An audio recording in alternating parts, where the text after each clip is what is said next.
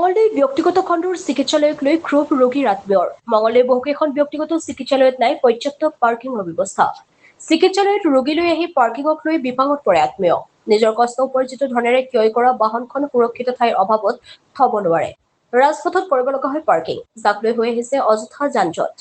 তেনে ঘটনাই সংঘটিত হল মঙলদৈত। যোৱা 19 আগষ্টত মঙলদৈ ডেপছন নাৰ্ছিং হোমত চিকিৎসাধীন হোৱা এগৰাকী ৰোগীৰ আত্মীয় আনিলে গুৰুতৰ অভিযোগ। চিকিৎসালয়ৰ সন্মুখত ৰাখি থোৱা তেখেতৰ চাৰিচকীয়া AS01EU 5856 number Toyota urban quizzer গাড়ীখন কোনো দুষ্কৃতিকাৰীয়ে ক্ষতিসাধন কৰে। কৰ্তৃপক্ষৰ সৈতে আলোচনা কৰি সঠিক উত্তৰ নোপোৱাত অৱশেষত মঙলদৈ সদৰ আৰক্ষী থানাত দাখিল কৰে এজাহাৰ। এতিয়া এই সন্দৰ্ভত আৰক্ষী কি ব্যৱস্থা গ্ৰহণ কৰিব সেয়া হ'ব লক্ষণীয়। দিবাকৰ বৰুৱাৰ ৰিপৰ্ট, AIN লাইভ। 18 আগষ্ট মানে 18 তাৰিখ চাগে মঙ্গলবাৰ আছিল। আমাৰ মাক মানে মঙলদৈ মাজমজিয়াত আপোনাৰ ডেপছন নাৰ্ছিং হোম বুলি এটা হস্পিটেল আছে। মাৰ গল ব্লাডাৰ ষ্টন হৈছিল, তাতে আমি এডমিট কৰালোঁ। তো মঙ্গলবাৰ দিনাই ৰাতি 9টামান বজাত প্ৰায় অপাৰেশ্যনটো হ'ল। তো সেইদিনা আমি গুচি গ'লোঁ ৰাতি। নেক্সট ডে ছাৰে ক'লে আজি ৰিলিজ দি দিম।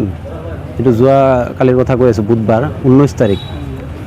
তো ৰিলিজ দিয়াৰ কথা শুনা পাই মই গাড়ীটো লৈ আহিলোঁ। 7:40 মানত আহি মই ডেপছন নাৰ্ছিং হোমৰ ওচৰত গাড়ীটো ৰখালোঁ। যিহেতু ৰিলিজে দিছে, মাক লৈ উঠামাৰ গুচি যাম।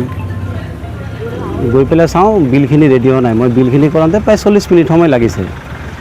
বিলখিনি পে'মেণ্ট কৰি মাক লৈ নমাই আহিলোঁ।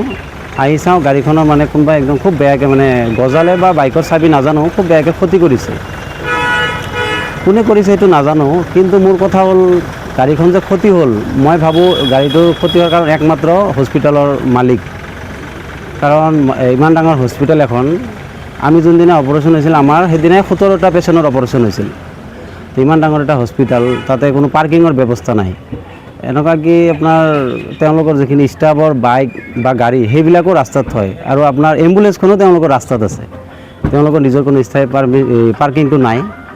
তো মই ক'ব খোজোঁ মোৰ গাড়ীটোৰ যোনটো ক্ষতি সেইটো মোৰ ক'বলৈ নাই একো, কিন্তু ৰাস্তা যে মানে গাড়ী ঘোঁৰা থাকে, অসুবিধা যে হয় পাব্লিকৰ, এইটো চৰকাৰকো মই দাবী জনাওঁ আৰু আমাৰ মঙলদৈ আৰক্ষীকো কওঁ যে এইটো যাতে কোনো ব্যৱস্থা লয় ভালকৈ। একো নাই, তেওঁলোকৰ এম্বুলেঞ্চটো মানে ৰাস্তাত আছে, আপোনালোকে এতিয়াও গ'লে চাব পাৰিব।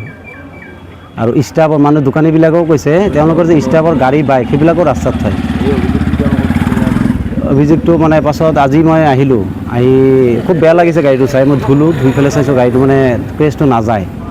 আহি মই জনালোঁ, ফাৰুক বুলি মানুহ এজন আছে, তেওঁ কিবা মেনেজাৰ বুলি গম পালোঁ। তেওঁ মোক ৰুমলৈ মাতি নিলে আৰু গাড়ীটোও চালে। CC কেমেৰাটো কিবা কিবি ট্ৰাই কৰিছে তেওঁলোকে চাবলৈ, কিন্তু পাৰা নাই। বহাই পেলাই কৈছে কিমান খৰচা আহিব একবাৰ সুধি দিয়া। মই টয়োটা ডিলাৰত ফোন কৰিলোঁ, তেওঁলোকৰ ওচৰতে ফোন কৰিছোঁ। 8,000-ৰ পৰা 8,500 মান খৰচা হ'ব বুলি কৈছে আৰু 2 দিন গাড়ীটো গুৱাহাটী ৰাখিব লাগিব। মই ক'লোঁ প্ৰায় 10,000 মান টকা খৰচা। তেওঁলোকে ক'লে 10,000টো নোৱাৰিম, 2,000 মান টকাহে আমি দিব পাৰিম। পাছত মই ক'লোঁ দাদা 2,000 নহয়, টকা 5,000 আপুনি দিব, ময়ো 5,000 টকা দিম, গাড়ীটো ঠিক কৰি লওঁ। মই এইবিলাক মানে ইমান ভেজালত কৰিব ইচ্ছা নাই। তেওঁলোকে ক'লে নাই আমি নোৱাৰিম। মই ক'লোঁ পিছে নাই যদি এটা কথা, মই কিন্তু আইনী ব্যৱস্থা ল'ম আৰু আপোনালোকে খুব বেয়াকৈ ফাঁচিব। আপোনালোকৰ সুবিধা নাই পাৰ্কিঙৰ, আপোনালোকৰ একদম পাৰ্কিঙৰ কোনো সুবিধা নাই, মই কিন্তু আইনী ব্যৱস্থা ল'ম। পাছত ফাৰুকৰ মোবাইলতে, মানে ফাৰুক আলী নামৰ মেনেজাৰটো, তেওঁৰ মোবাইলতে মালিকজনে ফোনত কথা কৈ আছে আৰু লাউড স্পীকাৰ আছিল। কৈছে আইনৰ ব্যৱস্থা ল'বলৈ ল'ব দিয়া, তেওঁ একো কৰিব নোৱাৰে আইনৰ ব্যৱস্থা লৈ, এইখিনি কৈছে আৰু খুব বেয়া লাগিছে মোৰ। তো মই ভাবিছোঁ তেওঁৰ হাতৰ মুঠিত আছে নেকি মঙলদৈ থানাখন, সেনেকুৱা যেন অনুভৱ হৈছে মোৰ। তো সেইকাৰণে মই মঙলদৈ আৰক্ষী থানাত মানে এজাহাৰ দাখিল কৰি পাইছোঁ।